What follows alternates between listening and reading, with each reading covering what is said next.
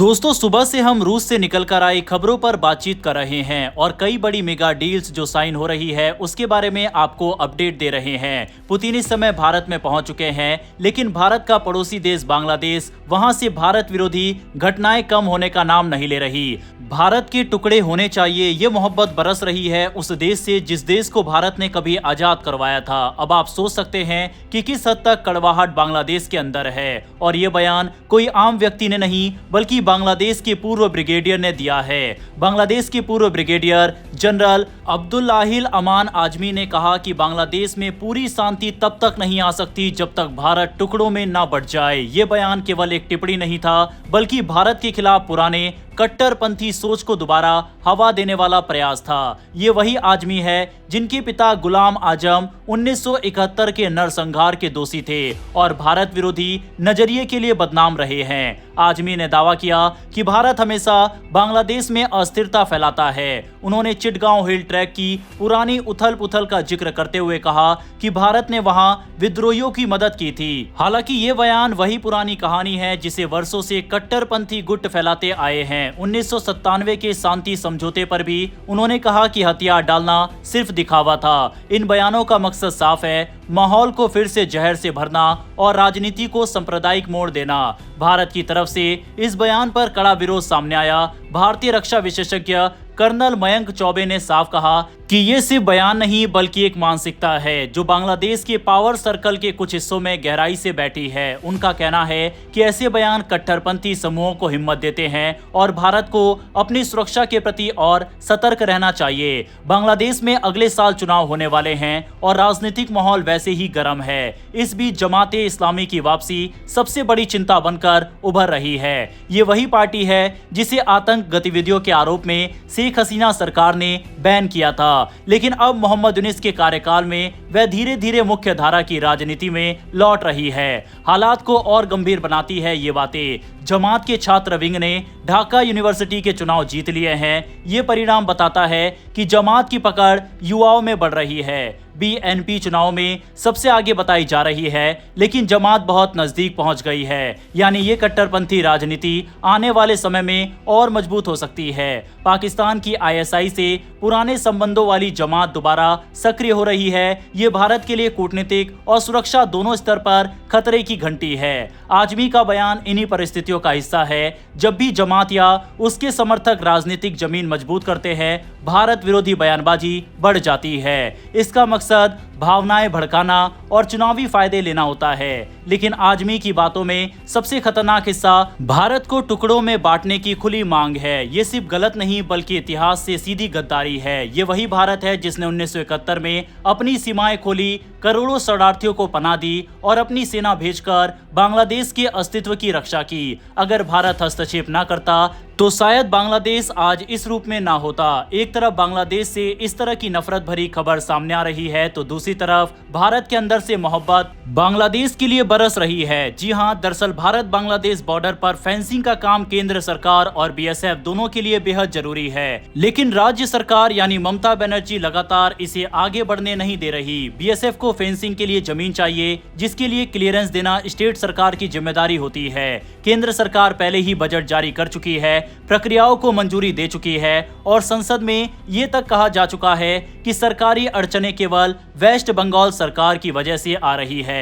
2 बार Kolkata high court ने राज्य सरकार को नोटिस देकर पूछा कि आखिर वह इस काम को रोक क्यों रहे हैं, लेकिन ना तो समय पर एफिडेविट दिया गया और ना ही कोई ठोस जवाब। 29 नवंबर को तो अदालत ने साफ कह दिया कि अब अगली तारीख नहीं लगेगी बल्कि रोजाना सुनवाई होगी जब तक सरकार अपना पक्ष ठीक से नहीं रख देती। पूरा मामला गंभीर इसलिए है क्योंकि भारत बांग्लादेश की कुल 4000 किलोमीटर से ज्यादा लंबी सीमा में अकेला वेस्ट बंगाल ही लगभग 2216 किलोमीटर का बॉर्डर शेयर करता है। इस विशाल सीमा में से लगभग 1650 किलोमीटर पर ही फेंसिंग हो पाई है और लगभग 580 किलोमीटर ऐसा है जहां अभी तक कोई सुरक्षा घेरा नहीं लगा। इसमें से 112 किलोमीटर तो ऐसा इलाका है जहां नदी, दलदली जमीन और शिफ्टिंग रिवर की वजह से फेंसिंग खुद तकनीकी रूप से मुश्किल है, लेकिन 450 किलोमीटर ऐसा एरिया है जहां फेंसिंग पूरी तरह संभव है, फिर भी काम अधूरा छूटा हुआ है। इस 450 किलोमीटर में से 77.9 किलोमीटर क्षेत्र का कार्य राज्य सरकार ने बीएसएफ को सौंपा है। बाकी लगभग 378 किलोमीटर की फाइलें सालों से अटकी पड़ी है। सबसे ज्यादा रुकावट मालदा, मुर्शिदाबाद और नॉर्थ 24 परगना जैसे जिलों में है। अकेला मालदा में 27 किलोमीटर सीमा बिल्कुल खुली पड़ी है। नॉर्थ 24 परगना में 42 किलोमीटर के करीब हिस्सा बिना किसी सुरक्षा के है। ये वही इलाका है जहां घुसपैठ, मानव तस्करी, गाय और सोना तस्करी जैसे अवैध नेटवर्क सबसे ज्यादा सक्रिय रहते हैं। बीएसएफ कई बार कह चुकी है कि इन इलाकों में रात होते ही सीमा को नियंत्रित करना बेहद मुश्किल हो जाता है, क्योंकि खुले हिस्सों में अवैध मूवमेंट लगातार बढ़ जाता है। राज्य सरकार अगर जमीन अधिग्रहण पर अनुमति दे दे तो कुछ महीनों में इन हिस्सों को सुरक्षित किया जा सकता है, लेकिन राजनीतिक कारणों और प्रशासनिक देरी ने हालात को उलझा दिया है।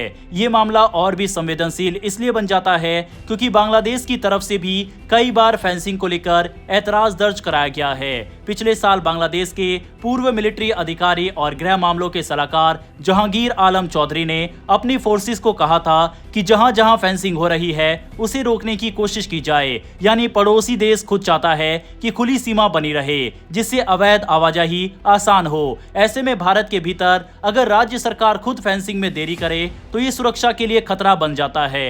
केंद्र सरकार ने कई बार अपील की कि राजनीति को एक तरफ रखकर सुरक्षा के कामों को प्राथमिकता दी जाए। प्रधानमंत्री नरेंद्र मोदी ने कोलकाता में सार्वजनिक मंच से भी कहा था कि राष्ट्रीय सुरक्षा के प्रश्न पर राज्य और केंद्र को मिलकर काम करना चाहिए, लेकिन स्थिति जस की तस रही और आखिरकार ये मामला कोलकाता हाईकोर्ट में गया, जहां इसे देश की सुरक्षा से जुड़ा मुद्दा बताते हुए तत्काल समाधान की मांग की गई। पूर्व deputy chief of army staff lieutenant general Subrata Saha ने पीआईएल दाखिल कर कहा कि खुले बॉर्डर से सुरक्षा जोखिम बढ़ते जा रहे हैं और राज्य सरकार की देरी देश हित के खिलाफ है। अब कोर्ट ने सीधे सीधे जवाब मांगा है कि आखिर वेस्ट बंगाल सरकार इस काम को आगे बढ़ने क्यों नहीं दे रही। जमीन अधिग्रहण का मामला अटका रहा तो ये सीमा उसी तरह खुली रहेगी और इससे न सिर्फ घुसपैठ बल्कि ड्रग्स, हथियार और तस्करी के नेटवर्क भी और मजबूत होते रहेंगे। इसीलिए कोर्ट भी चाहता है कि बिना राजनीति के इस काम को तुरंत पूरा कराया जाए ताकि पूरे 2216 किलोमीटर में सुरक्षा का एक सामान और मजबूत ढांचा स्थापित हो सके।